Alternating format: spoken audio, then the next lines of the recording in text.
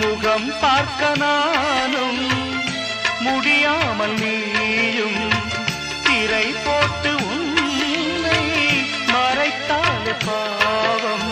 ஒரு முறையேனும் திருமுகம் காணும் வரம் தர வேண்டும். எனக்கு அது போதும் என்னை சேர.